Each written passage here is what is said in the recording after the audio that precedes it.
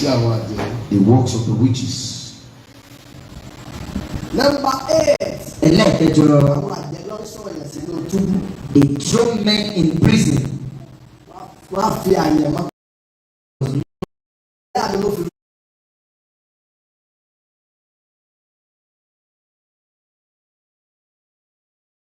I'm going to the war. My mothers, please accompany me. Why is he calling his mother if he is powerful? Beloved, the witches walk in the air. They have the power to travel in the air.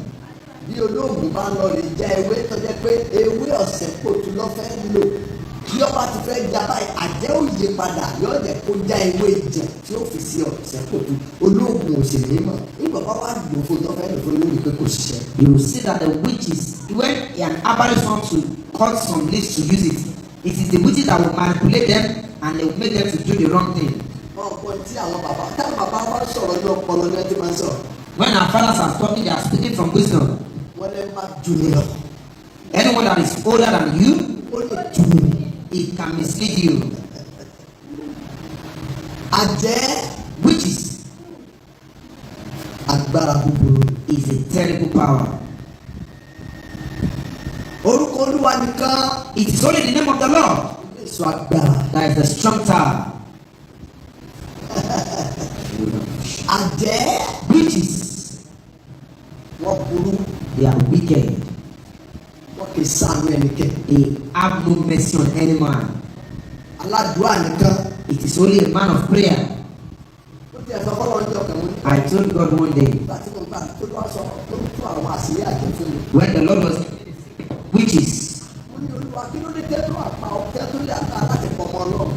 why did they have power to kill the children of God? Ọmọ Ọlọ́run ni àwa la ìfẹ́ kú kò mọ́ fẹ́ káwálé. Olúwa ní ọmọ Ọlọ́run Children of God, àwa la ìfẹ́ kú. it's we that we don't like to die. Ṣùgbọ́n tó jẹ́ bàbá wa òun máa ń fẹ́ ká máa bọ̀ alẹ́. Our Father who is God said most time he wants us to come back home.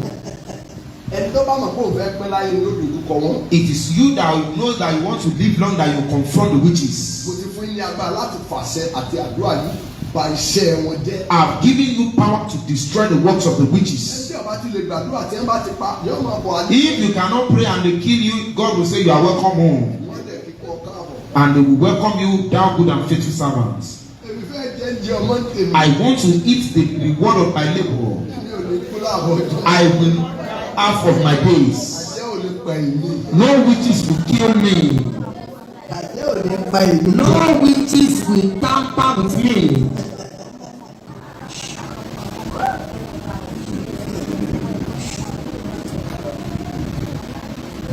Àwọn àjẹ́ ní agbátẹrù ìmọ̀ fẹ́ sọ àwọn iṣẹ́ àjẹ́ bíi mọ́kànlélógún ká lè gbàdúrà. I want to tell us like 21 assignments of the witches. 121 iṣẹ́ àjẹ́. They have 121 assignments. Wọ́n torí àkókò máa kàn tún bíi 21 fẹ́. I will just tell you like 21. Bí bá fi 21 fọ́ tí ọba ti ń sàládà nínú àdúrà rẹ̀. As you are battling it in prayers, Wọ́n lè ní agbára lórí láyé. they will not have power over your life. Ọ̀pọ̀ tí bẹ́ẹ̀ ni sọ ni. Don't hear what the scripture says. Agbára tí ń ti ẹnu wá jáde kì í ṣe nǹkan kékeré. The power that comes out of our mouth is not Ó small. ní ohun ìjà tí wàá fi ṣe nípa ta. The weapon of our warfare are not carnal, Ṣùgbọ́n ní agbára nínú Ọlọ́run. but they are mighty through God Láti wo ibi gíga padà. to pull down Ó ní àwa strongholds. sọ gbogbo èrò. We are putting all Àti thoughts gbogbo ìmọ̀. and all Tó knowledge ń gbéraga lòdì sí ìmọ̀ Ọlọ́run. that exalt itself against the knowledge of God. Wá sí ìtẹríba fún We Kristi. brought them into subjection to Christ. Ọ̀rọ̀ Ọlọ́run sọ fún wa pé The scripture also made us know wọ́n gbìmọ̀ pọ̀. they gather against me. Ìmọ̀ náà yóò di asán. It will not come to Wọ́n pass. kóra wọn jọ. When they gather themselves Nítorí rẹ̀, because of me, a ó fọ́ wọn tú. they shall be discomfited. Wọ́n sọ̀rọ̀ náà. They speak, Wọ́n ní kò ní dúró. it will not stand. Ta ló ń wá sọ̀rọ̀? Ta ló ń wá dàrẹ́tì ọ̀rọ̀ yìí sí? Who is the Lord directing these messages to? Àwọn àjẹ́ ní. They are the Torí witches. àwọn ní ọmọ fẹnu kò lórí ayé. They are the ones that always speak over other people's life. Àwọn ni wọ́n máa ń gbìmọ̀ pọ̀ lórí àyànmọ́ kan. They gather against a destiny. Àwọn àjẹ́ kórìíra wòlíì bí nǹkan mìíràn. Witches hate prophets so much. ọ̀tá wọn la jẹ́. We are their enemies. torí àṣírí wọn làwọn tú síta. Because you are revealing their secrets. ewúrẹ́ wọn bá sì fẹsẹ̀ halẹ̀. When they are bragging, kò ní polówó ẹ̀jẹ̀. they cannot kill us. The first thing, àwọn àjẹlágbàtẹ̀rù ìpìlẹ̀ ìdílé. they are the one that sponsor family battles. gbogbo ilé tó tún jáde ogun ìpìlẹ̀ tẹ́ máa ń sọ yẹn àwọn àjẹ ní agbára. All the foundational battles that are saying you have problem with your foundation, they are the witches. àwọn lágbàtẹ̀rù ẹ̀. They are the sponsors. tọ́jú ẹ̀ pamọ́. They always keep the record of generations. ọmọ náà tí ọba aládùúgbò àgbà láti fọ́ ìpìlẹ̀ ìdílé tó ti jáde ó lè máa tọrọ jẹ. A child of God that could operate very well will always beg. ara lè mọ́ tù. They might not be comforted. ó lè lówó kọ́ máa ṣe àìsàn. They might have money and they will be nursing sickness. ohun tí ìpìlẹ̀ ẹni wọ́n bá ní ọmọ sọmọ ilé yẹn. Whatever the foundation says will be affecting everybody from that wọ́n family. bá gba Jésù tí aládùúgbò àgbà yóò sì máa ṣe wọ́n. If they accept Jesus and they did not pray, it will be happening to them. ọ̀kan nínú iṣẹ́ àjẹ́ ni agbátẹrù ìpìlẹ̀. They are the one that sponsors foundational problems. Number 2. Election. àwọn ni agbófinró ègún. They are the one that uphold causes. àwọn àjẹ́ ni agbófinró ègún. They are the enforcers of causes. bí ẹnìkan bá ń sọ̀rọ̀ sọ́mẹ́ ẹ̀. If someone is speaking to his child, àwọn àjẹ́ ó dẹ̀ jù ọ́ lóde. the witches will put stamp on it. àwọn lágbátẹrù ègún àtèpè. They are the one that authorize causes and spells. àwọn iṣẹ́ àjẹ́ ni mo ń kà yẹn ẹlẹ́kẹ̀ẹ́. Those are the works of the witches. ẹlẹ́kẹ̀ẹ́ ni ẹ o. That is number 2. àwọn àjẹ́ ni agbátẹrù bíba ìwé àyànmọ́ ènìyàn jẹ́. They are the one that destroys the destiny book of men. àwọn ni wọ́n bà ìwé àyànmọ́ ènìyàn They jẹ́. shatter destiny record of men. gbogbo àkọsílẹ̀ téèyàn gbé wá látọ̀. Everything that the Lord has written concerning a man, wọ́n á sì gba ìwé àyànmọ́. they will just cancel and cross everything, wọ́n lè lọ sọ sínú òkú. and they will go and throw it in the sea. ẹ̀tọ́ ni àyànmọ́ sì lọ láre ká. And the owner of the destiny will just be living like nobody. wọ́n ní agbára rẹ̀ ni mo ń sọ fún yín o. They have the power.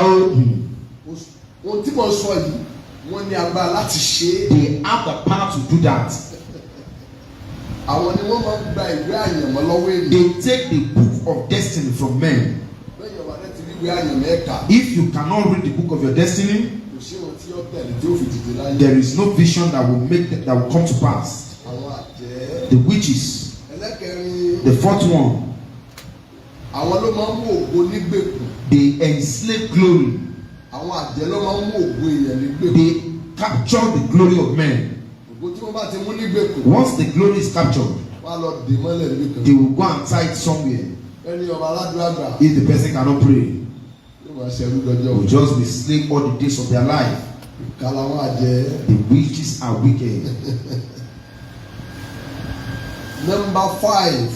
Elekan, àwọn àjẹ́ ló máa ń ti ọ̀run mọ́yàn. they close the heaven against men. wọ́n ní òjò ìtura ò gbọ́dọ̀ rọ̀ They will sórí ẹ̀. say there must not be a rain of comfort. ìrìnàánú ò sì gbọ́dọ̀ ṣẹ̀ sórí ẹ̀. There must not be dew of comfort. wọ́n máa gbé ilẹ̀ gbígbẹ. They will live in dry land. wọ́n ní agbára láti ti ọ̀run mọ́yàn. They have the power to shut the gates of heaven. wọ́n ní agbára láti ti They have power to shut the gates of heaven. àwọn ló máa ń ti ọ̀run mọ́yàn. They are the one that can do that. ẹni bá ti ti ọ̀run mọ́. When they shut the heaven against any man, yóò máa fi tí kúrò ire ni kò ní lè they ṣe. will just be hearing goodness. They won't be able to do it. iṣẹ́ àwọn àjẹ́ mi. It's the work of the witches. Number 6. Elekefa, àwọn àjẹ́ ló mú ìbálòpọ̀ ojú oorun wá. they will bring intercourse in the dream. gbogbo ìbálòpọ̀ ojú oorun. Every sexual intercourse in the dream, àwọn àjẹ́ lágbàtẹ̀rù ẹ̀. they are the witches. It is sponsored by the witches. àyẹ̀fẹ́ jẹ́ tú àṣírí ìbálòpọ̀ ojú oorun fún ọ. Let me tell you the secret of sexual intercourse in the dream. tó bá jẹ́ ọmọ náà tó ní ìbálòpọ̀ ojú oorun. If you are a child of God and you are having intercourse in the dream, ogun ńlá ní ìjà ọ́ o. you are having a big battle. nígbà tí àwọn àjẹ́ bá fẹ́ pí ọkùnrin bá wọn kọ́ bá àwọn lójú àlá. When the witches want a man to have intercourse with them in the dream, ojú ara àwọn àjẹ́ lọ́mọ bá dàgbà. he will be having intercourse with the witches. àwọn àjẹ́ fún àwọn kan ní agbára láti ní nǹkan ọkùnrin àti nǹkan obìnrin lára wọn. The witches give some people power to have an hermaphrodite nature, both male and female genitals. àwọn ni wọ́n assign They assign them that your own job is just to have intercourse with people in their dream. The woman that is having intercourse on the dream, it is the female witches, not the male witches.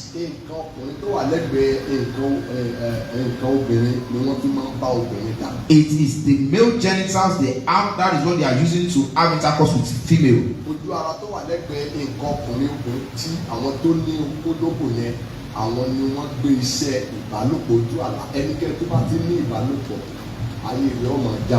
Everyone that is having intercourse in the dream, their life will always retrogress. It's a very, very terrible thing. It is the witches that sponsor that wickedness. That was why we must pray. Number 7. They are the one that use negative authority over a man. They use negative and demonic authority. When I'm leading prayer and I say pray, every demonic word and wrong word that they have sent to me, back to sender. They will be saying, which kind of prayer is this one again?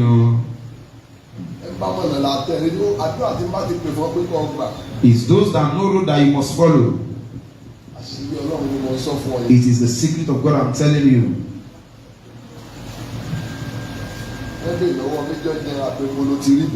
When they ask a major general, where do you get gun from? The general that is not at, that never goes to war, does not go.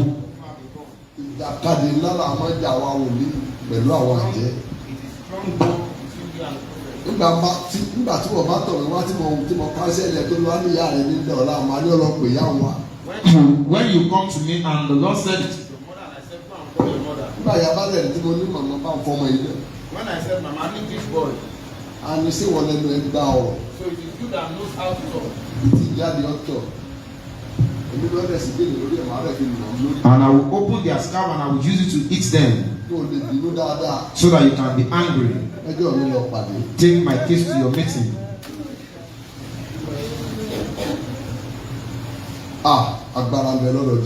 There is power with Jesus. There is nothing that can be compared to it. It's the Lord. One of them was angry at Fatima. He said, this your father has died. He said, if he lives by 7 days,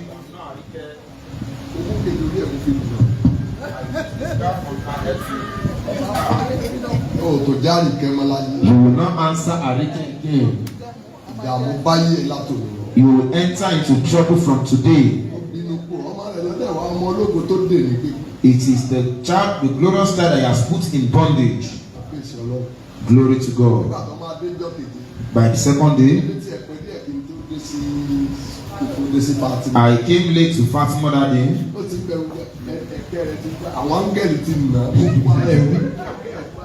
The angel has given her dirty slap and her cheeks were swollen. The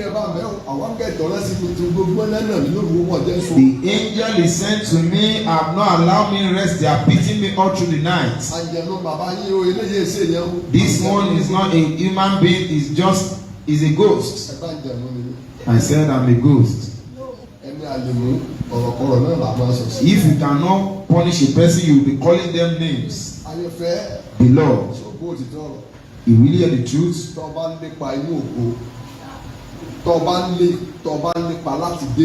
If you are running to get into your glory, be prepared for the wicked.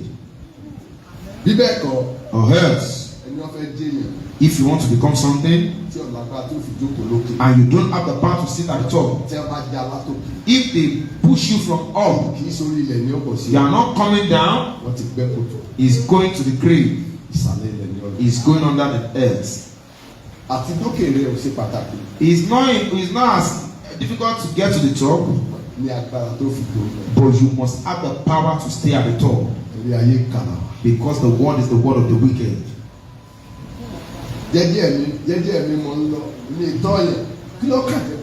You are always saying, me, I don't used to look for people's struggle. I always go my own way. That one is not concerning them.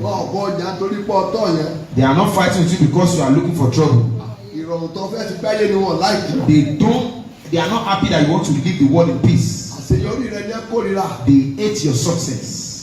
Yeah, you are having rest, they are angry. You are eating 3 times in a day. You are not the enemy of the witches. They want you to cook eba and be asking other people that, please, can I have some small drop of soup? They are not happy that you are making money and you are eating and you are living large. Anything that will not make you offend the witches. When you are taking gari in the morning, gari in the afternoon, or maybe you skip afternoon and you are taking gari at night. The witches will say you are doing well. That you should be buying clothes, bend down, select, and you should be wearing them to Aswani. They will say you are doing well.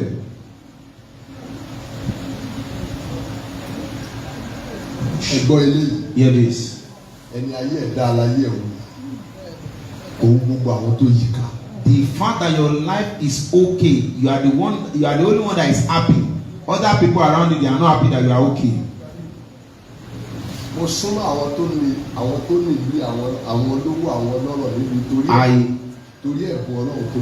I am close to I am the mighty in this nation because of the grace of God upon my life. All of them have been given what they will be worshiping. A lot of them are nursing a lot of heavy problems. Fire is burning under their garments. Beloved, all these people that you are looking at the top,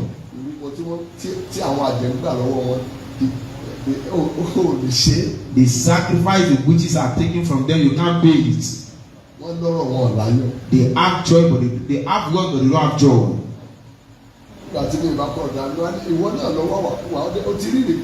If some of them come to me, I will say, you are the one that look for problem and you are not seeing problem. The works of the witches. Number 8. They throw men in prison. They will take a destiny and kept it in prison that will not come out. A lot of people that you see them that are walking on the street, they are in prison. You are seeing empty vessels.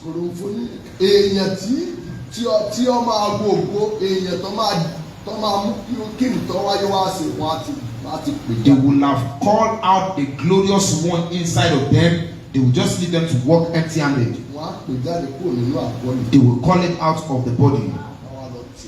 They will go and lock it in the prison. Just be walking helter-skelter. Then this one did not leave our office here. But you will come and you return the same way. The witches, they have spiritual husband and wife. What is spiritual husband and spiritual wife? It is the witches.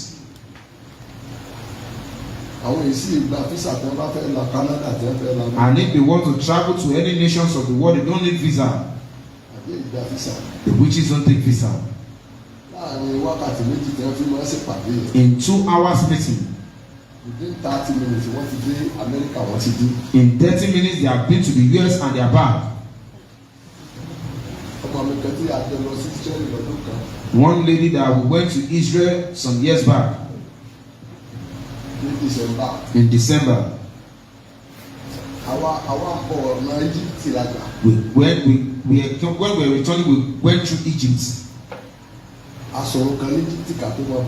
So we passed a night in Egypt before we came to Nigeria.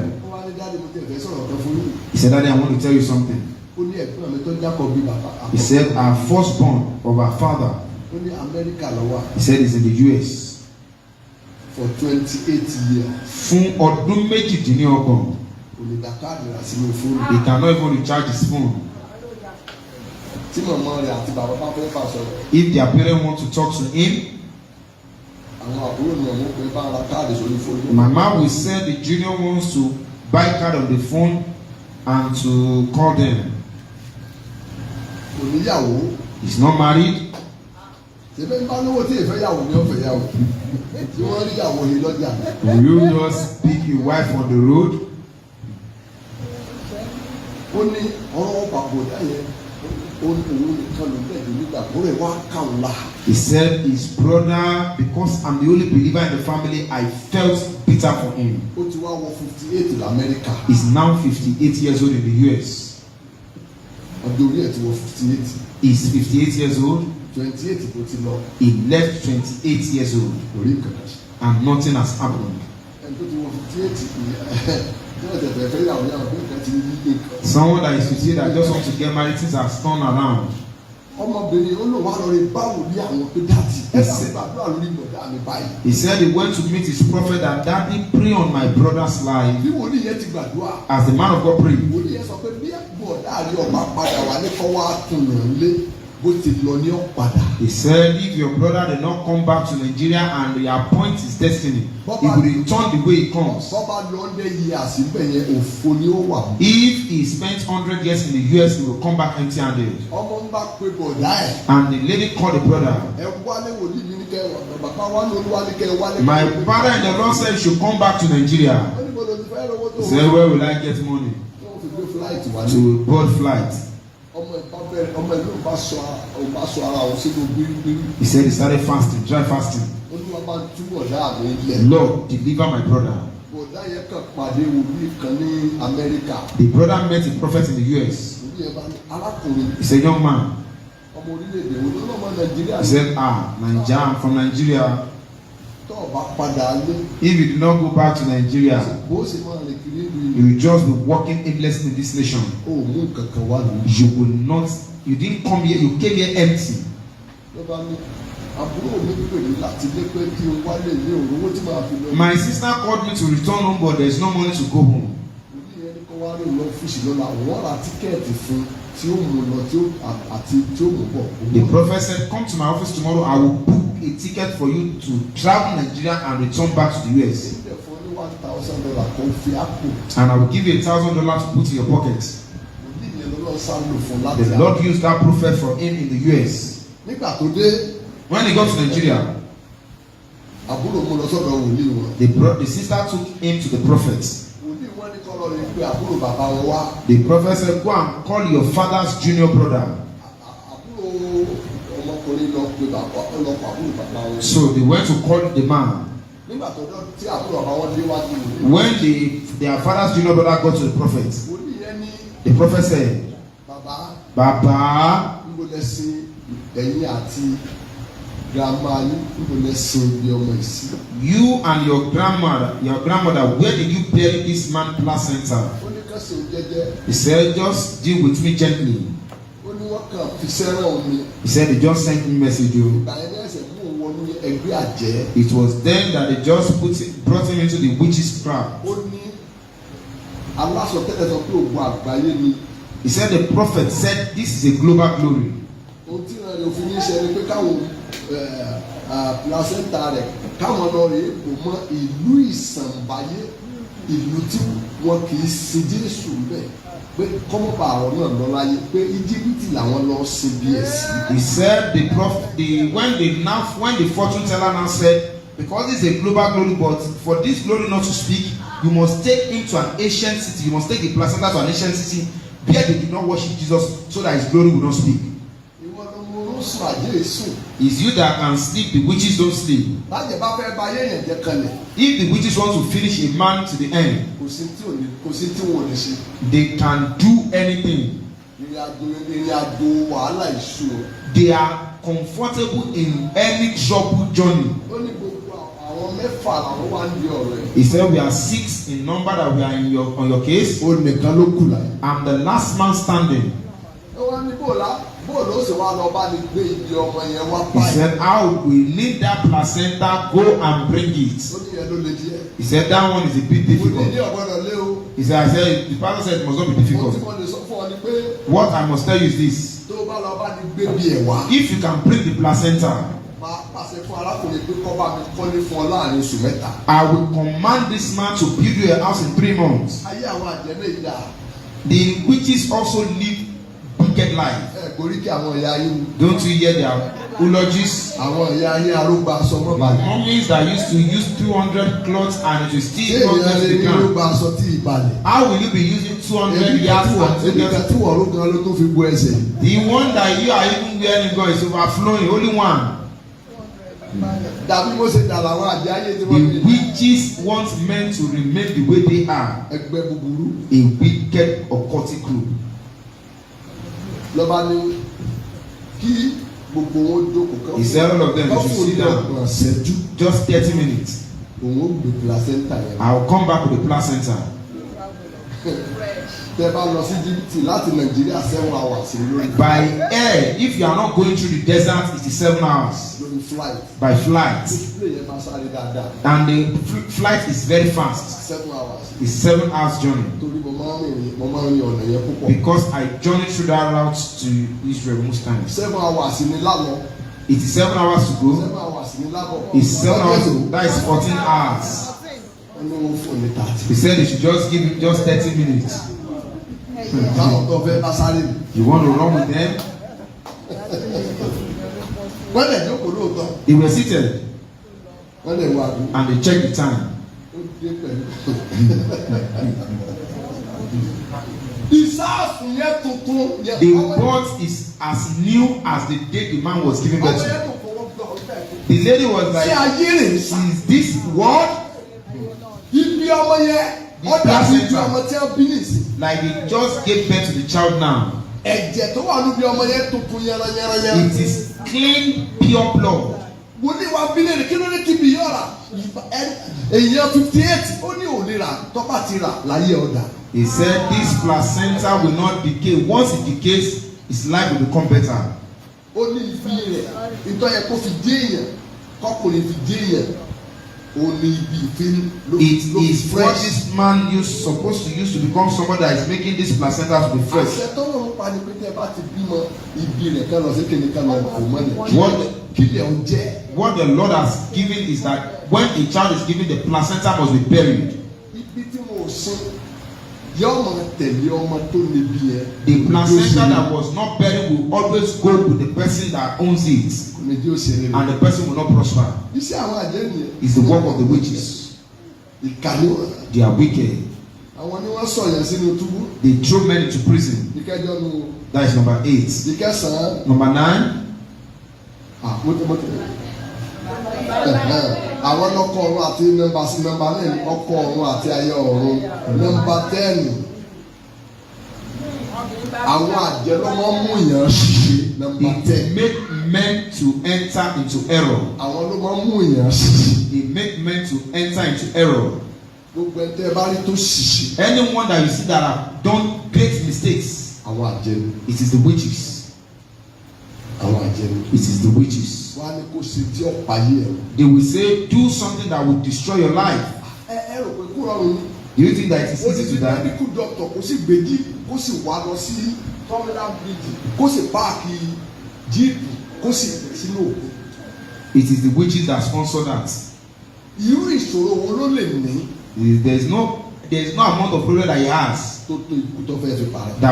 that is bigger than what he wants to kill himself. Ọ̀run tí èèyàn kì í lọ́kọ́ padà wáyé. The heaven that you go and you don't return back to the world. Àwọn ló máa ń mú ìyẹn lọ pokùnso. They make men commit suicide. Wọ́n á ní lọ sókun mọ́ra gí lókè kọ́kọ́. Go and commit suicide. Báyìí ni ọba ṣe pé kí ló dé ọmọ lọ́rùn. Why not go to heaven when you can't live in this Lọ world? sinmi lọ́rùn. Go and rest in heaven. Ẹgbọ́n eléyìí.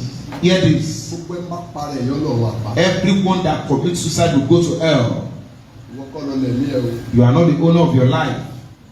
Ọgbọ́dọ̀ bọ́ látọwọ́ ẹ̀ o. It must not drop from your hand. Ọwọ́ àpáàdì. It is hellfire Àwọn ló straight. máa ń mú yẹn ṣiṣẹ́. They make men commit mistakes. Wọ́n á ní gbégbé mọ́lẹ́ jẹ́. Eat poison. jẹ́ bọ́ọ̀sì kò kúrò láyé. Eat sniper and die. dandan ni kọ́ tó wà láyé ni. Is it more that you must be alive? àwọn ló máa ń mú yàn ṣiṣẹ́. They make men enter into errors. àwọn tó ń jẹ́ kéèyàn gbàdúrà nìyẹn o. That is why you must pray. Number 11. Ìkọkànlá. àwọn àjẹ́ ló máa ń fi àmì sí yàn lára. They put marks in the body of men. àmì àwọn àjẹ́. The marks of the witches. ẹni tí wọ́n bá fi sí lára. Once the man carries that mark, tó bá kó Nàìjíríà tọwọ́ Canada lọ. if he leaves Nigeria and go to Canada, àwọn tó wà Canada ti rí. the witches in Canada will just welcome him. wọ́n á níbi tó bá sẹ́ni lára ẹ̀ Nàìjíríà. They will say, okay, this is where they get to in his life in Nigeria. ibẹ̀ làwọn náà ti bẹ̀rẹ̀. They will just pick up from there.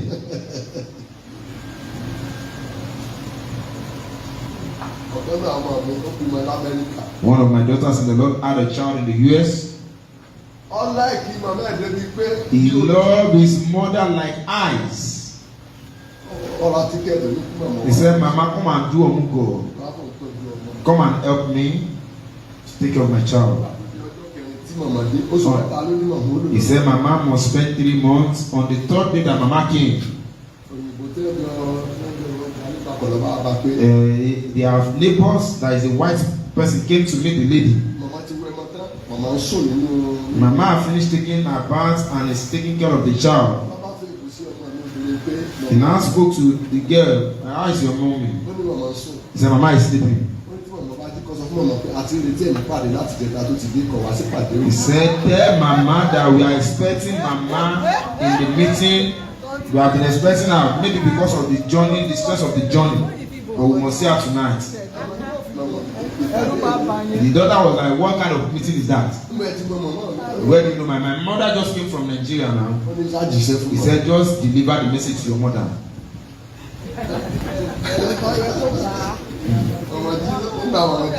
When Mama wake up,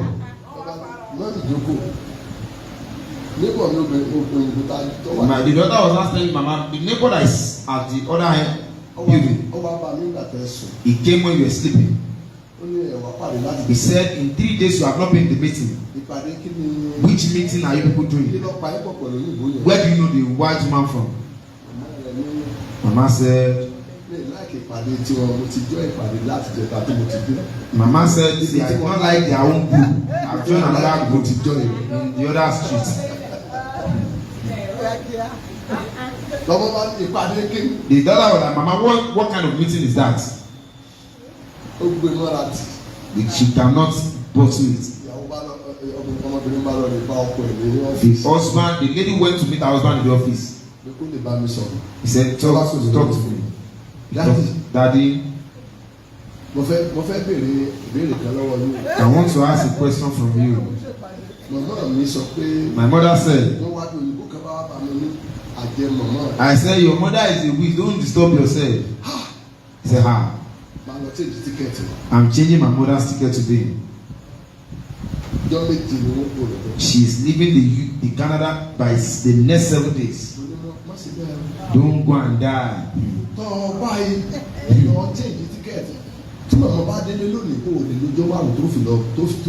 If Mama comes to Nigeria in 7 days, be ready to follow Mama in the next 5 days. So, yeah, you will not travel again. No. 3 months, just be using it with water. Just be treading cautiously. Sometimes believers, there are many things that is not fasting. You will use wisdom to deal with some people. Say, Daddy, that you should command. Hey. Do you come to inform me before you brought your mother to Canada? Before you called her, you should have told me, and I should have told you the steps that we are going to take. You now have visitors now. You are now not that scatter. No. You have to manage with Mama for the next 3 months. I'm not interested and I'm not going to be involved. Daddy, please help me. Don't let Mama finish me. I have delivered you. Be giving Mama good food. and be taken out for shopping. Àwọn Jews tí àgbàlagbà lè mú. You get foreign Jews and all those things that will make mama to be happy. She should just be waking up and be living large. And she be happy. When she returns to Nigeria, just see her passport that is with you. When mama came home, when she came back, mama said, sit down in the sitting room. He said, congratulations. They said, what? That you met a good prophet of God.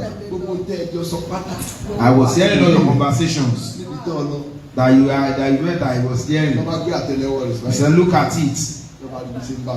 I'm seeing how he was talking to me.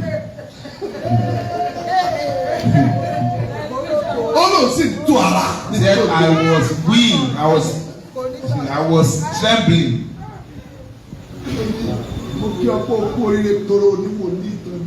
Thank God that you met a good servant of God. I thought you sent me away.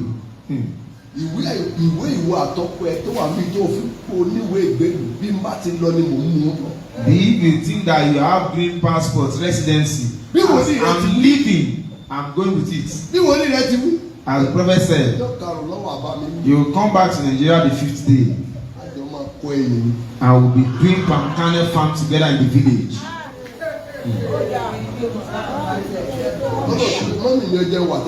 Mommy, let me see your hand now. They seen the conversation and say, every time you go out, I used to look at you from my palm. They said you will give me juice, then you give me wine. So that I can bless you.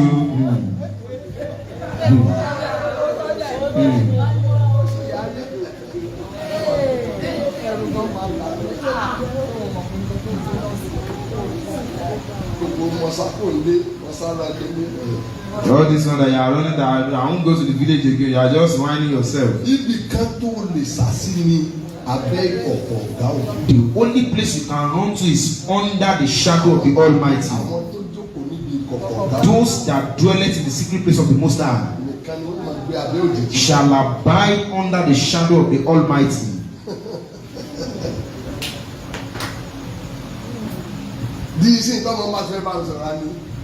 For up to now,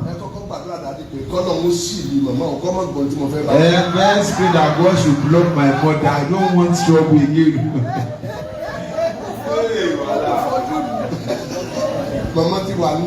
Mama is in Nigeria. She can't say anything again. Well, let's start here the conversation. We won't talk. We won't go to her side. Leave her alone.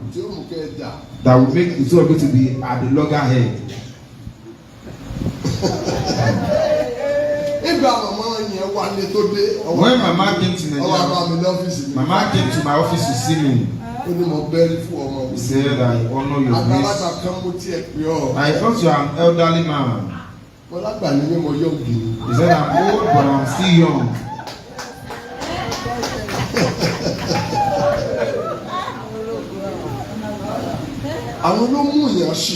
They make men to commit serious errors. They put marks upon the ground. The 12th one. They kill men mysteriously. It is the witches. All accidents sponsored by the witches. They will cause accidents to happen. They cause men to die prematurely. The witches are wicked beings. One of them was confessing one day Christ Life at Christ Life Church. Baba went to a revival in Elisha and he's coming back. He now went to relate them at Mogon. They want 7 drums of blood. And the devil said that they must make it available in 3 days.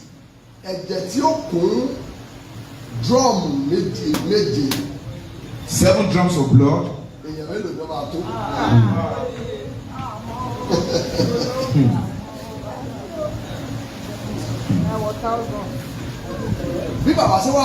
As Baba Wale was coming, they will have put champs on the road.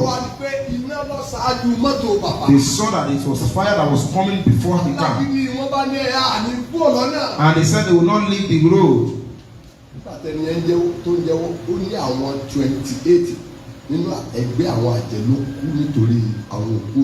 He said there are 28 of them died because they did not leave the road for God's servants. They are the one that sponsor sudden deaths. They say, he just slept yesterday and didn't wake up. And he didn't wake up. They are the one. I was having counseling at Kggm yesterday. They brought a man that was blind. The day he was promoted, he slept at night. At the early morning, he could not see. You, Jesus. By fire, by force, retirement. They retire him by fire, by force.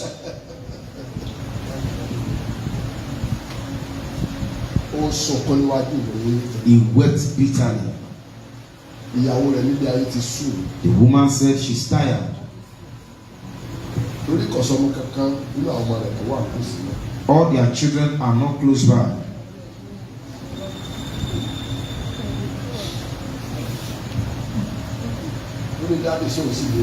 He said, Daddy, can I still see again?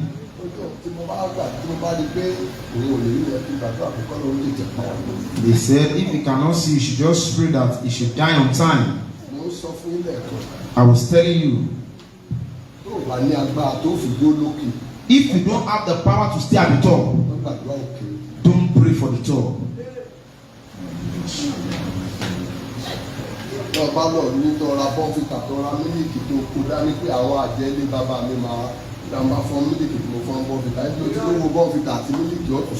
If you are saying, I want to appease the witches in my father's house, they will still punish you for appeasing them. You cannot show mercy to the witches. You can only run for safety under Jesus. They kill men untimely. They put men under terminal disease that will cut short the life of a man.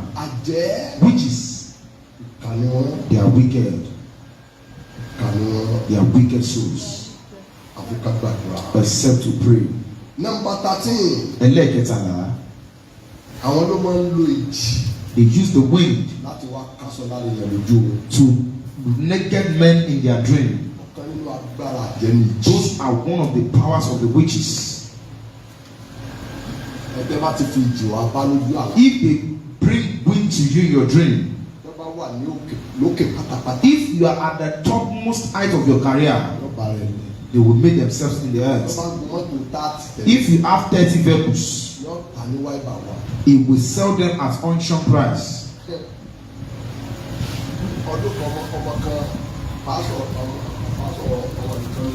One of the pastors of my sons in the Lord, he had a friend in Lagos here. The Lord helped this young man greatly. He had 17 houses. He's not even up to 40. He didn't do money ritual. It is the star that was shining. It's not just houses, they are massive buildings. In 2 months, he sold 16 out of 17 houses. Just in 2 months, he sold 17 houses, remaining one. The one that was remaining, the debt in bank, the money cannot even fit. The debt cannot be covered. He had 9 cars. They are exotic vehicles. He sold it, remaining one.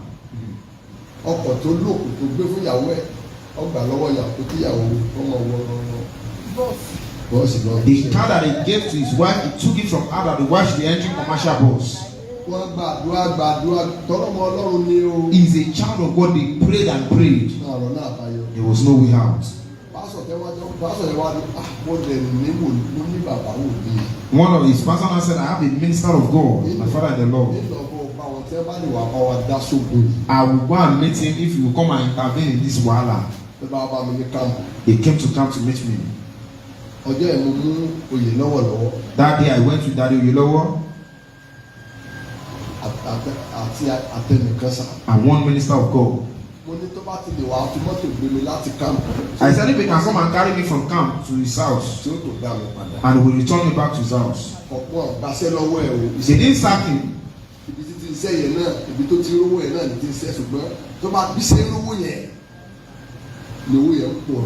He did not that they sack him, they didn't sack him, but as he see money is disappearing. They came to pick me by 10 a.m. from the camp.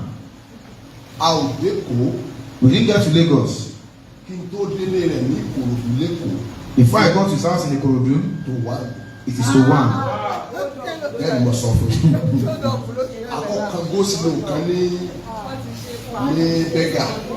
We entered the traffic in Bega. 6 hours. We were in that traffic for 6 hours. He was calling the driver. They came with official car. He said, or should I come with bike? Driver said he's not the only one.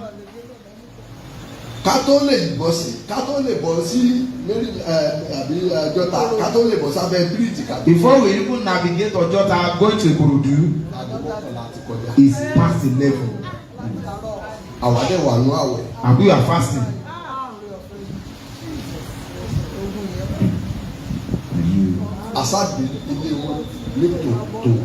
We got to their house by 2:01.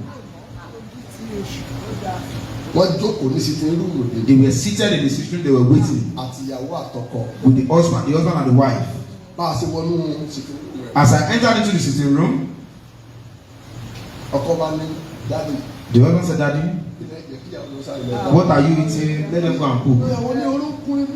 The wife said, I'm tired, I want to go and sleep. Call the house help. She went upstairs. She went to sleep. We that we came here with stress. Some people go the way they treat their battles, you will be looking at them that this one is not a problem. The husband followed him and was angry. The house help went to prepare beverages for us with bread and egg. As the girl was bringing it, the Lord said, this is the problem of this house. The someone that is bringing tea for you. I let her put everything down and the bread. I just held her hand. I want to hear what is the problem. Why did you want to turn this house into a desolation? I know nothing. If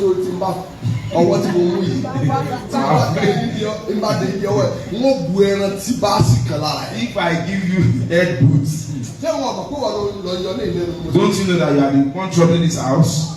The lady was very angry. Yes. He said, I was the one that went to cause that massive traffic for you. So that you can return back. If you cannot see road, you will go back. He said, but you are a stubborn prophet.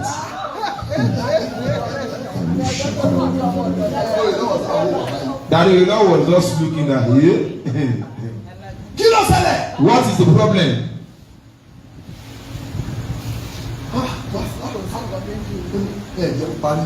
You didn't allow me finish what I am. She's an house help.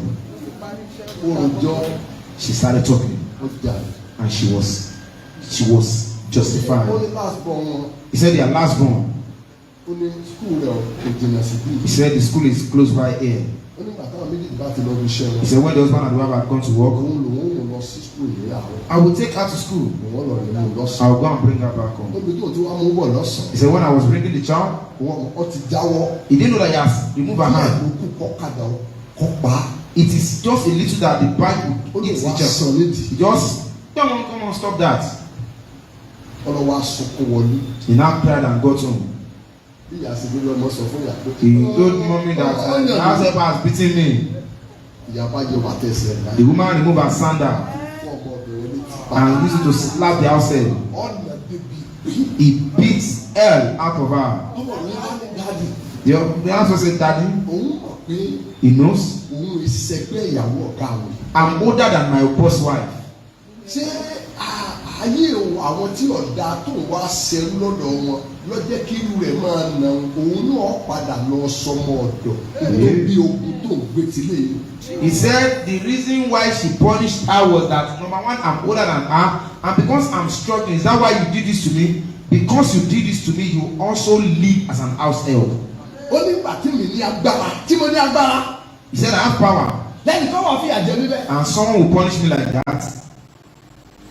Bó ti ń bá mi sọ̀rọ̀ àkàrà pé yóò bọ̀ nídìí láì yóò sì wúlé. Tó bá ti dé bí òkú báyìí òkú ó sì lanu yóò sì tu ilé ìsílẹ̀ òkú ó sì gbé mi yóò tó lọ gbé mi. Daddy said when she was talking, the Lord opened his eyes and he saw that the lady, as she's talking, she will just carry a whole building. Will just carry it to the sea. Once she gets to the sea, opens the mouth and she drops it. And she will go and pick another house, and that is what she was doing. It's not how far you have gone. Don't joke with prayers. Don't toil with prayers. It is bitter. It is bitter. For those who have been having stuff to not have again, it is bitter that they are using cars they liked before, and they are saying that people should wait for them. Don't ever in your life joke with prayers. This world is extremely wicked. They don't send you. The witches are terrible people. The husband has gone upstairs to sleep. Hey. Go and call the two of them that they should come down. Let's pray. And they sat on the sofa. I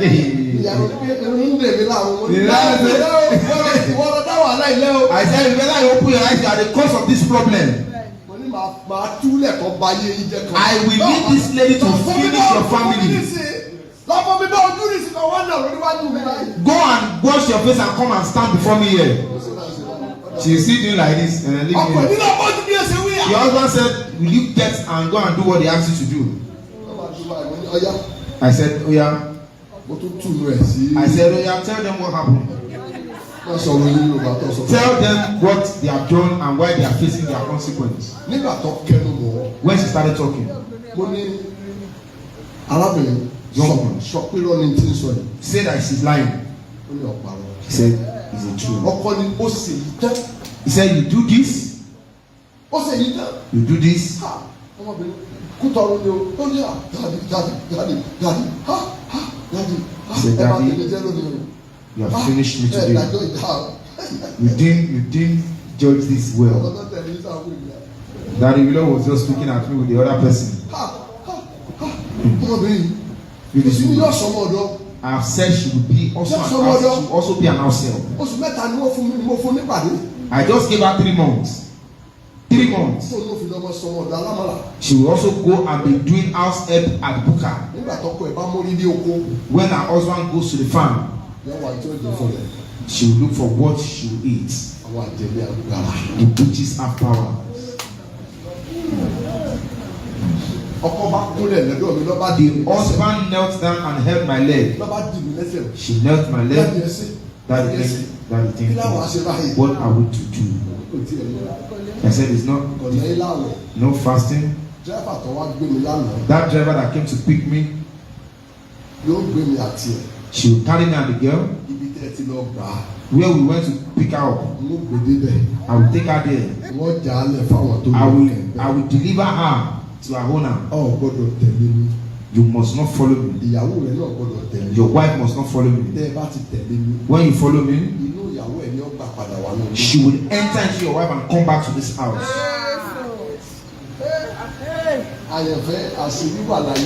They are secrets. They are secrets.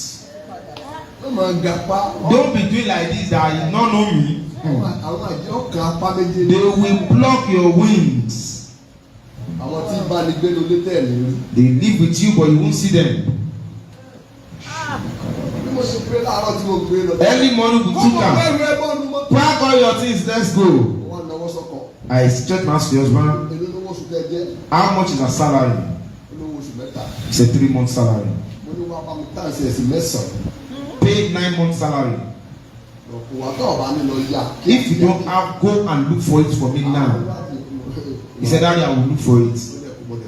And I gave her 9 months salary. I said, woman, go and pack your loads. Daddy is talking to the wife of the man.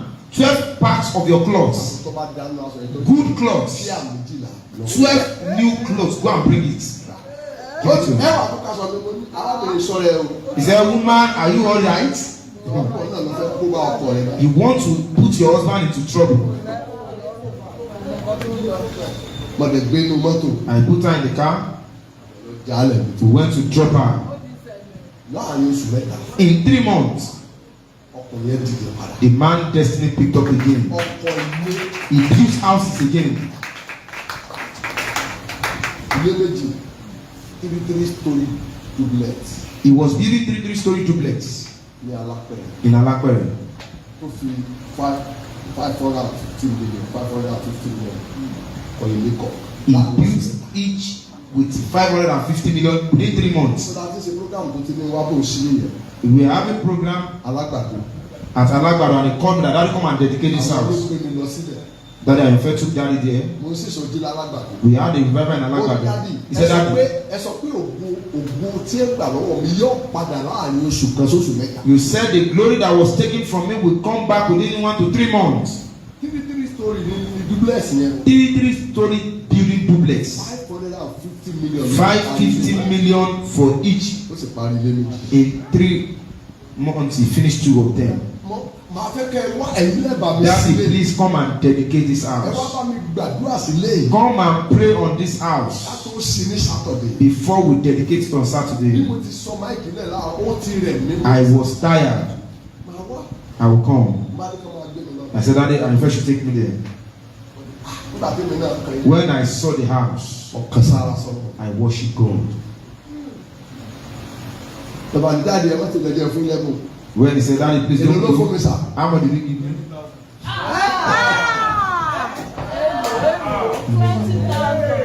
Say so.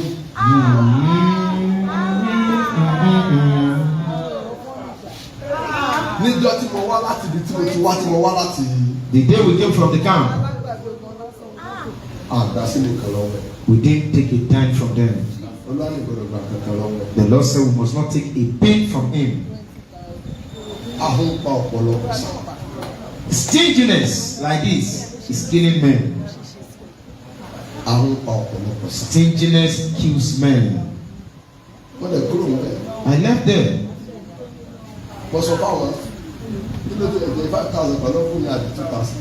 He gave that and fed 2K, urgent 2K. And to see 1.1 billion. He dedicated the building of 1.1 billion. Within 3 months. Láàrin oṣù mẹ́ta péré. Kò ti kọ́ ọ̀tí ẹ̀ dànù, ó ti fẹ́ kò sí ìránṣẹ́ Ọlọ́run tó ti ràn wá bẹ̀rù. Mo ní mi ò fẹ́ ó nínú ọmọ mi nínú ayé. He said he has sent a lot of ministers to me. I said I don't want this kind of person around. Ilé iṣẹ́ kọ́kọ́ dálẹ̀ tí wọ́n ti ṣe pure water. Is pure water company. Àwọn márùn-ún ní ẹ̀dì yẹn kí ni owó ta. The machine cut 5 people in their hands. Wọ́n ti lè ṣe yẹn pa. They shut down that company. Wọ́n wá bí àwọn èèyàn kan wá bò bèrè. He called people to come. All the ministers of God that went there to pray, they can't do anything. Please just leave me alone. You have money. I have oil.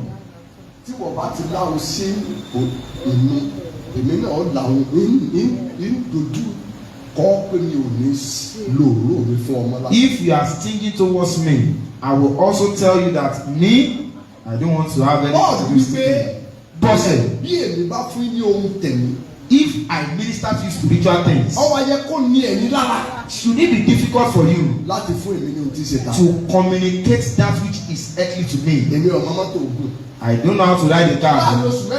In 3 months, he bought 6 new cars that he wants to use to dedicate the new house. That is using that Pathfinder. That is the best car that they had then. But we thank God today. Those people that know us, they know the value of what they and they want to be enjoying God in our lives. They were taking care of us. I tell people this truth. Not all calls that I carry. I don't pick calls. But there are men that when they are called ring once, I pick it up. It is what you do that you come back to meet. If you want to be taken care of, you must also take care of other people. Because of that, he was looking for every way. He was speaking to all my friends that are ministers of God. I don't want to be your prophet. Please just leave me alone and let me be. The wife came to me and beat me. He said, I want to kill him. At Mercy Ring. I said, what is the problem?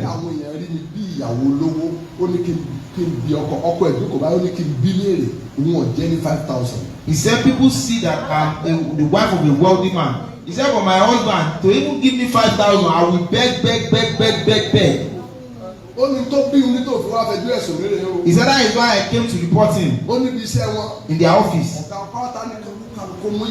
He said, the apostle said everybody should come with their wife. And they said they should all go out and pick what they want.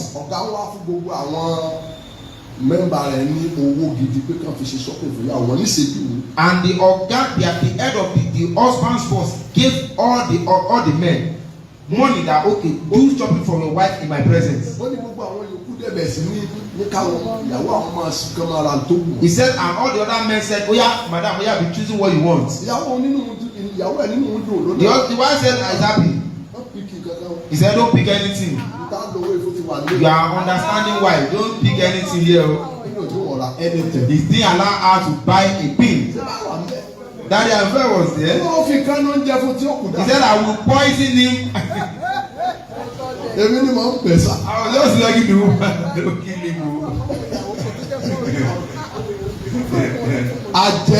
Witches. I'm a wizard. Only àjẹ́ ni mí. I have power. He said just 5 days. That they will put the house that they are living inside the water that you came. He said he will run away from Lagos with debts. He will go and be doing farm in the village. He gave me 20K.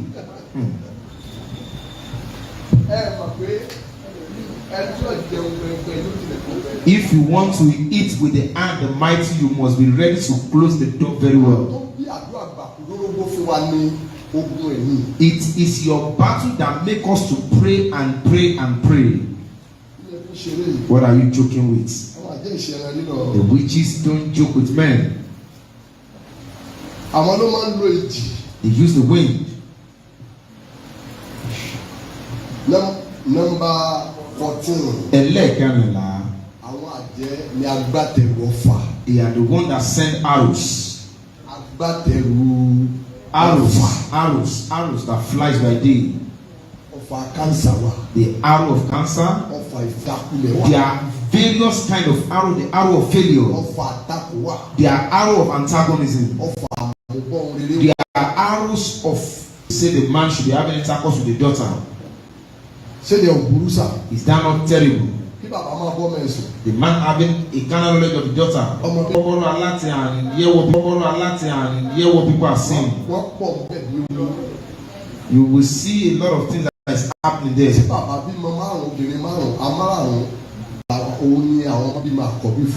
man had 5 children. The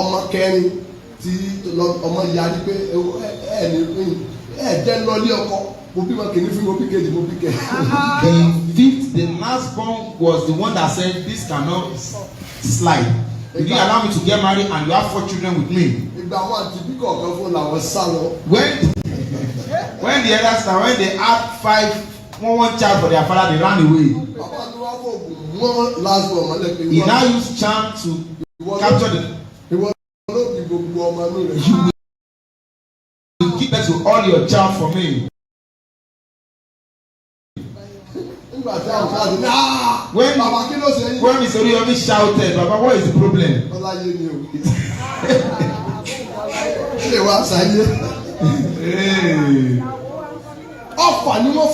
Is an arrow they shot against him. He said,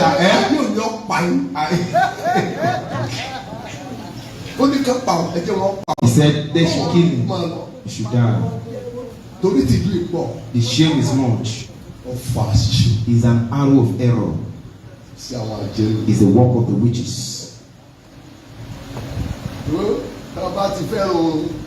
If you like sleep, they will finish you. They own 2 to 12, 12 to 2. Don't sleep all night, so that you can get to your place of destiny. Number 15, we are going to pray. Number 15.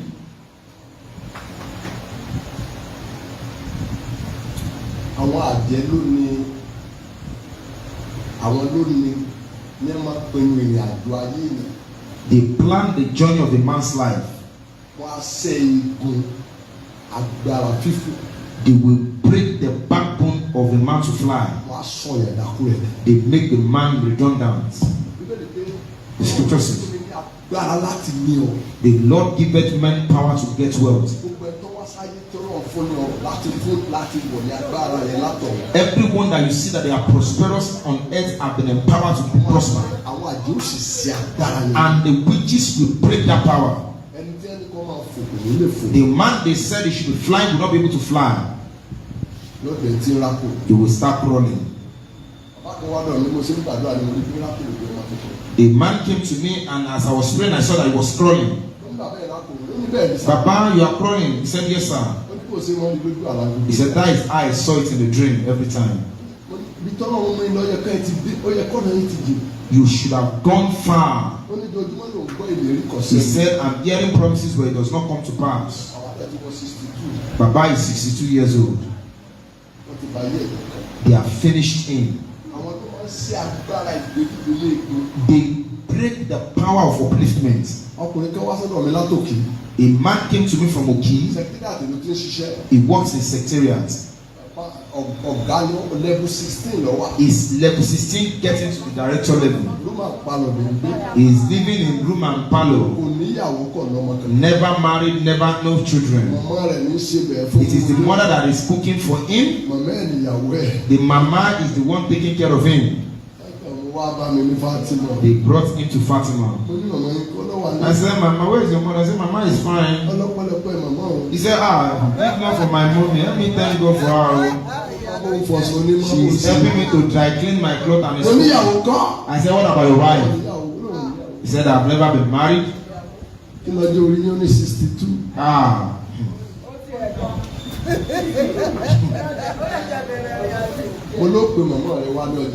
I said, "By next week you must come with your mother."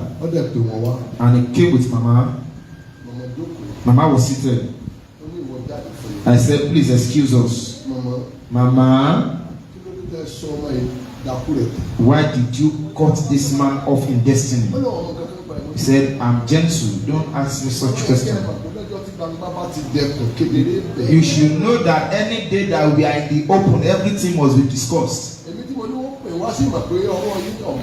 Shey, when I said they should call you, think that I did not know that your hand is not clean? He said immediately she entered, he told her that she has walked a wrong way. That this man of God will not allow you, will not agree with you. He said your group has told you. Good. That is how they have said it. That is right. If you don't want us to fight, tell us what is the problem. This world is wicked. He said, I have 4 children. This is the firstborn.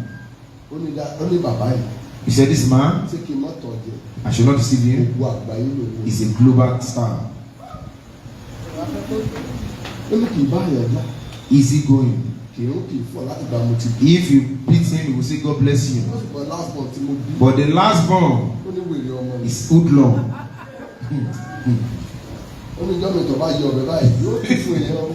He says sometimes you just come with knife and start causing problem.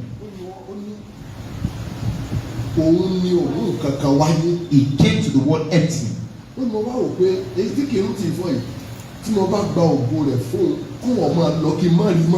He said, this son that is not used to, that is gentle, let me just take his glory and give it to this stubborn one.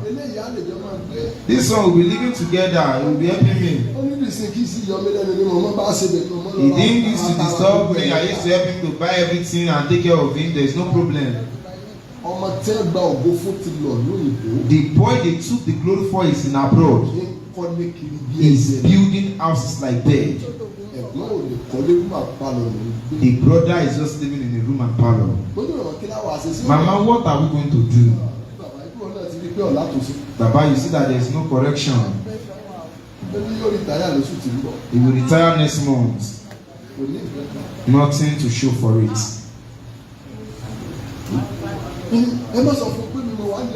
Don't tell him, oh, please just leave him. He will not take care of me again. I'm only seeing him.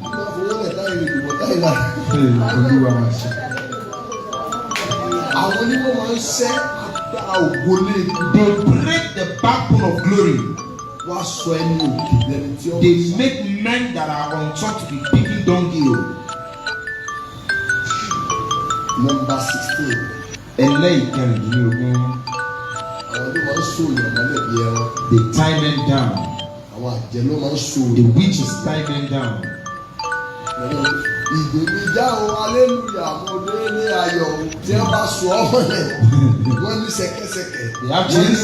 They have roots. Deliverance is very, very important. Ìtúsílẹ̀ ṣe pàtàkì lọ́pọ̀lọpọ̀. That means the snare is broken and there are escapes. It is the witches that ties men down. Anyone they tie down, he will die on the road, on the time, if he did not break free. Number 17. They use darkness to cover the star of men. When they capture a star, they will use darkness to cover it. Every battle that was not exposed will not have victory. They have darkness to cover men. That is the work of the witches. Number 18. They cause the weather and the day for a man. They said, as long as the day breaks, you will be coming out into poverty. This sun that brings out brightness will not bring anything for you. They cause the day and the night.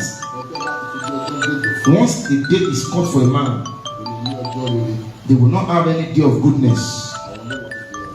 They are the one that sponsors that. Number 19. Ẹlẹ́yìí kọkàndínlógún. Àwọn ló máa ń pe ìṣẹ̀dá jáde. They call out the destiny of men. Wọ́n á pè yẹn jáde kúrò nínú àgọ́ láti dé. They call men out of their bodies. Wọ́n bá ti pè yẹn jáde láti inú àgọ́. When they call men out of their bodies, Wọ́n mú lọ sínú ìpàdé. they will take them to their meetings. Gbogbo tí a bá fẹ́ kó ṣẹlẹ̀ sí ni wọ́n lọ ṣiṣẹ́ lára. They will want everything they want to happen to the person, they will do it to the person. Àwọn ló máa ń pè yẹn jáde kúrò nínú àgọ́. They call men out of their bodies. Wọ́n á sọ àgọ́ tó kò ní fún. And they will make the body to become empty. Ẹni ọ̀bà rí àdúrà gbà. If the person cannot pray, Ọ̀parí o. that is the end of the journey. Àwọn tí mo sọ kì í ṣe pé wọ́n lè ṣe iṣẹ́ tó rọ̀ wọ́n lọ́rùn tí wọ́n ní agbára lórí ẹ̀ ni wọ́n sọ. It's not that they can do it, it's something that is easy for them to do. Kò kì í fún wọn ní àkókò. They don't even have to go through any stress. Ìrọ̀rùn ni wọ́n fi ṣe é. They just do it with ease. Ìrọ̀rùn ni wọ́n fi ṣe They é. do it with ease. Àwọn ni agbátẹrù ìpọ́njú. They are the one that sponsors afflictions. Àwọn àjẹ́ ni agbátẹrù ìpọ́njú. They sponsor affliction. Ẹ̀mí tá à ń pè lẹ́mìí ìpọ́njú tó ní àwọn ọmọ ogun mọ́kànlá. The affliction has 7 comrades. Àwọn àjẹ́ ni agbátẹrù. It is the witches that sponsors it. Àwọn àjẹ́ ni agbátẹrù. It is the witches that sponsors it. Nígbà 20 lọ́mọ sọ̀rọ̀. Ogun, Àwọn agbátẹrù. they are the one that Àwọn àjẹ́. the witches. Agbára búburú. It is evil power. Nọ́mbà 21 torí àsìkò. The 21st one, Àwọn ni wọ́n máa dojú olórí kọ̀ọ̀bù mí. they will turn the face of the helper to another place. Àwọn ìdí èèyàn pàdé ní àyàn ní ìlú. They won't allow men to meet the people of their destiny. Láyọ̀ náà ni bá ń bọ̀ látòsógbó. When your destiny is coming from Osogbo Bọ̀ àtìbàdàn. and it's coming to Ibadan, Wọ́n ní kí wọ́n mú ilé Abẹ́òkúta. they will say you to go to Abeokuta. Bọ́ọ̀ bá dẹ̀ pàdé ní àyàn mọ́ ẹ̀ ò lè dìde láyé. If you don't meet the person of your destiny, you will not rise in life. Ọmọ mi kọ́ wá sọ́dọ̀ mi A woman came to me ní ọdún méjìdínlógún sẹ́yìn. like 18 years ago. Ṣètò àtìlẹ́ tí ń ṣiṣẹ́. She worked in the secretariat Wọ́n wọ́ ọkọ̀ ọkọ̀ and there's no husband. tí tó fi wọ 48. And she was 48. Ọmọbìnrin ilé wa. Beautiful, Ó rẹwà. beautiful. Lẹ́yìn àdúrà. After prayer, Olúwa ní ọdún kẹ̀ńlá rẹ̀ tí wà tọkọ rẹ̀ ti jọ wà lọ́fíìsì kan náà. the Lord said it is 40 years that you and your husband are working in the same office. Ṣùgbọ́n ọkọ tí ó fẹ́ Olúwa ti bá sọ̀rọ̀ lẹ́ẹ̀mẹ́ta ṣùgbọ́n kò ní ọ. The Lord has spoken to him 3 times, but he didn't see you. Mo bá ní kó gba biribiri ọjọ́ méje. The Lord said you should fast 7 days dry fasting. Ọjọ́ kẹta tó parí biribiri. The day she finished the dry fasting, Lọ́kọ́ máa wá láti ọ́fíìsì kejì pé. the husband came from the second office. Níbo ni ẹ lọ láti lè jọ yìí? Where have you been since all these Ẹ̀jẹ̀ days? lọ rí àlejò ojúmọ́. And they are seeing themselves. Ó ní lọ́ọ́bù. He said, go to Àti me. alálẹ̀ sáàjọ sọ̀rọ̀ bí. You that we are talking yesterday. Ìjẹta sáàjọ sọ̀rọ̀ bí. 3 days ago we are talking. Ó lóun ò ní láti I have never seen you before. láti bí ọdún mẹ́jọ. In like 8 years, I have not seen you in this office. Nígbà tá a fẹ́ lọ sí ọtí nǹkan lÓgbómọ̀ṣọ́ gbogbo wa sí àjọra sọ fún ẹ sí. She people went to party in Ogbomoso together. Gbogbo ẹ̀ lọ́sẹ̀. It is a battle that was conquered. Ọlọ́dún kẹ̀ńlá tó ní wá sọ fún mi pé wọ́n ní ìwé. He said the Lord told me 14 years ago that you are my wife. Agbára bàbá. It is a wicked power. Wọ́n á ní kó lórí ọkọ̀ dojúkọ bí. They will say benefactor should go this way Kí wọ́n dojúkọ bí tó ti. and you should go this way. Ogun ìyẹn là ń pè lójú apàkókò ẹ̀mí sòfò. There are battles that waste time. Ogun àfi àkókò ẹ̀mí There sòfò. are battles that waste time. Sáàgbàdúrà. Are we going to pray? Nǹkan kan ò sí ọ̀nà gbogbo tí mo kà lọ. Is nothing happening to you out of all these things that I've mentioned? Nǹkan kan ò sí ọ̀nà. Is nothing happening to you? Àyànfẹ́. Beloved, Ṣé ẹ̀kọ́ náà tó ní àwọn àgbàdo àmọ́ tí ń sọ? God that asks us to pray know what He's saying. Gbogbo tí a kà lè. All these things that we have put together, Àti ṣe bọ́nú ẹ̀. how do we free from them Báwa aládùúgbò àgbà. without prayers? àti ṣe bọ́nú ẹ̀. How do we break free? bí Ọlọ́run ọba fún wa ní àǹfààní àti. If the Lord did not give us the privilege of prayer, àti ṣe bọ́nú ẹ̀. how do we break free? mọ́kàn sọ 21 náà ni. I just told you 21. kí ló dé tí ọmọdé yẹn bí tọ́sọ pé màmá mi gbogbo tí mo ní ni wọ́n fi kí ọ pẹ̀lú gbogbo ayé rẹ tó fi tọ́ mi tọ́mọ yẹn bá ti rọ́nà lọ wá dẹ̀ da nǹkan kò yá ẹ̀ tí ìyàwó á pe fóònù ẹ̀ ká gbé lọ. That is why you see some children that their mother struggle and they have vowed that everything the Lord has given me, I will take care of you. As the Lord opened doors to those children, those mothers will be veiled and those children will not see them again. Even if they are calling them, those children will not respond to them again. àbí ìṣe kẹ́mi ni. You will not be saying, is it not my boy? àbí ìṣe Victor ni. Is this not Victor? ọlọ mínísítà ní àǹtò ní Bariga àǹtẹ̀lẹ̀. I went for administration in Bariga. I was coming here that day. I went to minister that morning on Friday morning. As I finished ministering, a 77-year-old mother, the pastor brought her to me. Mama said, I have 7 children. None of them sent in 2,000. And none of them are abroad. If I call them, they won't pick. Then he has caused them, but they are not even, they don't care.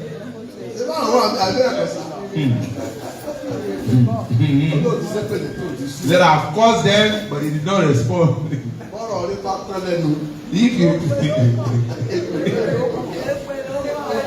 ó ní gbogbo wọn ní kọ́lé ìyá ìyàwó wọn kọ́lé fún Nàìjíríà wọ́n mú lọ sọ́run ìyá wọn pàtì àwọn ẹ̀ ti kú láti kékeré ìyá ìlú gbogbo tó ní ṣe ń sá sókè. Their mothers struggle so that they can do very well. ló fi tọ́ and it's trained them. ṣé irú ìyá òní wọn kọ yìí sí. Do you turn your back to such mother? ó ní bàbá. Say bàbá. mo ti fún ọ ní. I'll send courses to them.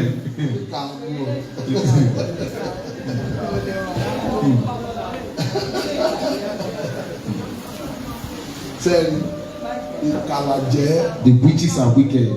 Àwọn ni wọ́n kò ní ọjà. They will say this one should happen. They will set up people against themselves. I said, Mama. Kì í ṣe pé. Ó ní kì í ṣe pé kí ni. Ó ní ẹbí pàtó pàtó àti tó bá àwọn ẹgbẹ́ àwọn. Me and pastor will fast so much. Ó ní bá àwọn ìṣòwò ti ní mo bẹ̀rẹ̀ sí kí ẹ. He said after I fasted, I prayed and no result, I started cursing them. Ó ní bàbá wá ìpè mi lọ́dún. Ó ní ká mú ọ. That is children, it won't affect them. Láti bá sọ bẹ́ẹ̀ o. Don't say that, it won't affect them.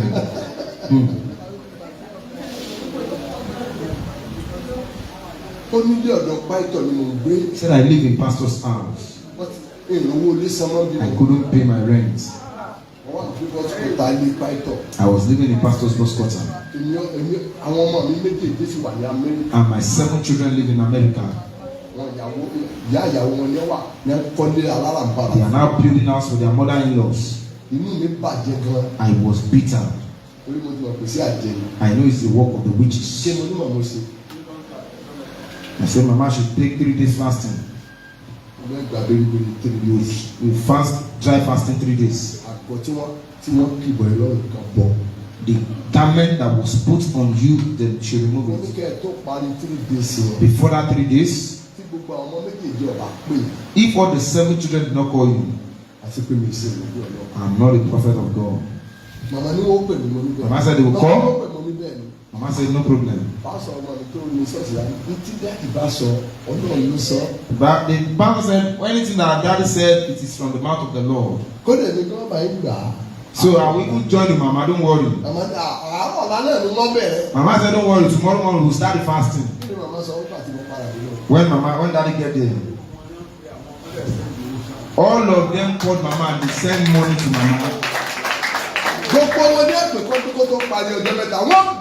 They were begging. They were begging mama. Mama is not horse. Forgive us. Show us mercy. Just we cannot deal with you. We did not see you in our books again.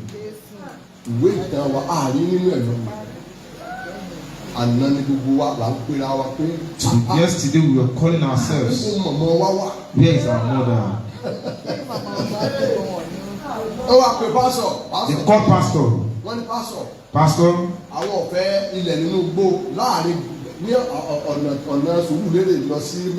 From around Surulere to Maryland. Any house they want to sell, go and look for it for me. We demolish it and build a solid house for our mother. Each of them first sent 2 million to Mama. Just be using this one to be eating while we are looking for house to build for you. Anything you want, just be calling us. Mama was dried. I prophesy you can say amen.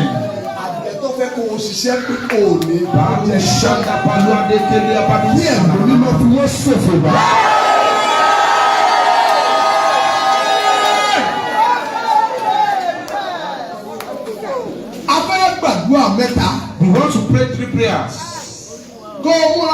Be prepared. Be prepared. This one word I have come to, they will not destroy my destiny.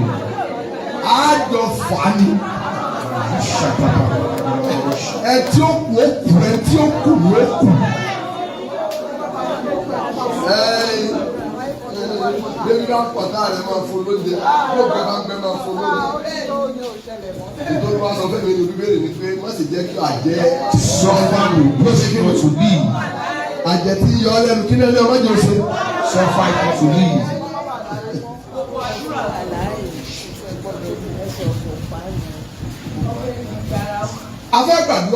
We want to pray. We want to pray. We want to pray. The mother had 9 children. All of them survived. They came out of university and they died. 8 children died in 1 year. They are all university graduates. And they are just dying. 9 children. When they brought Mama to gate, Mama is no longer living again. Mama, you are not sleeping. Said, I'm not sleeping. How will I sleep?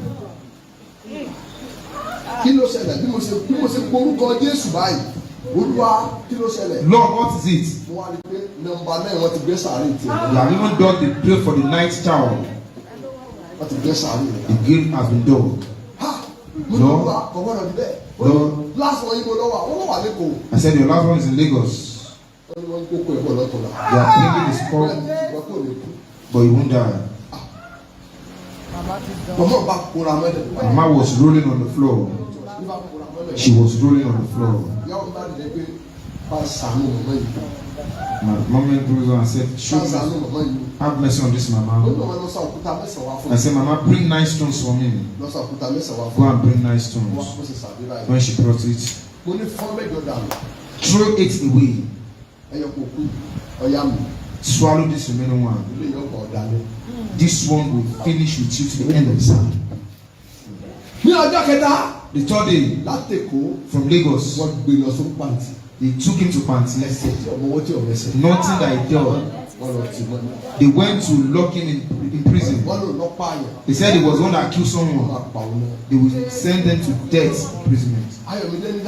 And they said, Daddy, this word is a terrible thing. Mama ran to him. He said, Mama, go and be eating. I told you I would die 3 days ago. Instead of the death, you have swallowed him. He will bury you. All unrighteousness is sin. All unrighteousness is sin.